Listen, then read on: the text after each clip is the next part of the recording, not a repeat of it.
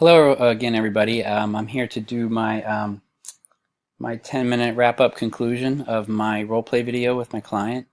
As you can see, the person was coming in with feelings of depression and some panic attacks, and those symptoms were going on for roughly a month. And we talked about different things that could be some strategies that she could use to try to work on those feelings of being anxious and depressed. But just to kind of review, um, I felt that when I was working with my client, I thought I did okay with the attending skills. I was able to hear what the client was saying. I think I was able to also listen and kind of do the active listening and kind of repeat back to my client about how she was feeling and the things that she was going through. I didn't really, kind of the time limit, I didn't feel like I had a whole lot of extra leeway to dive deep into that too much, at least not for the initial visit. I kind of wanted to have enough time to explain CBT, which I thought I did okay, and also to talk about the approach and talk about working together collaboratively with the client and focusing on her strengths as part of the intervention. She'd been feeling this way for a month, so that kind of says a lot. Says that the depression, anxiety were definitely impacting her life. She was feeling kind of lonely, sad, secluded, lost interest in activities. So it's, basic signs of depression.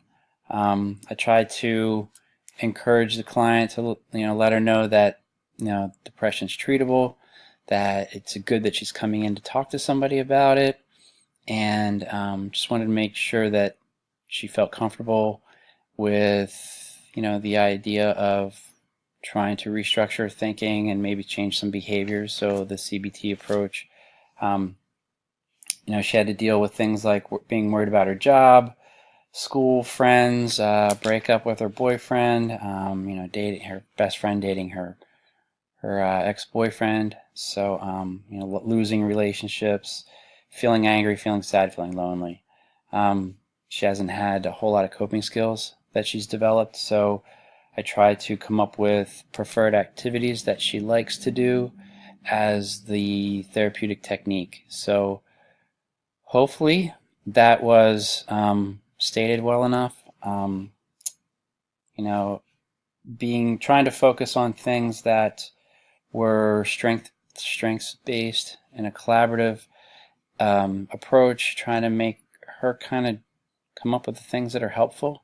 I didn't really come up with a real strict schedule of things to do for homework. I probably could have gone into the cognitive part a little bit more. We didn't get too much involved in a lot of the deep thinking and things that were going on, but I wanted to make sure that I had enough time to get the techniques involved. As far as like a something I would like to discuss with the class, I also try to integrate the behavioral activation. Trying to not just focus on the cognitive part, but also focus on the behavioral part.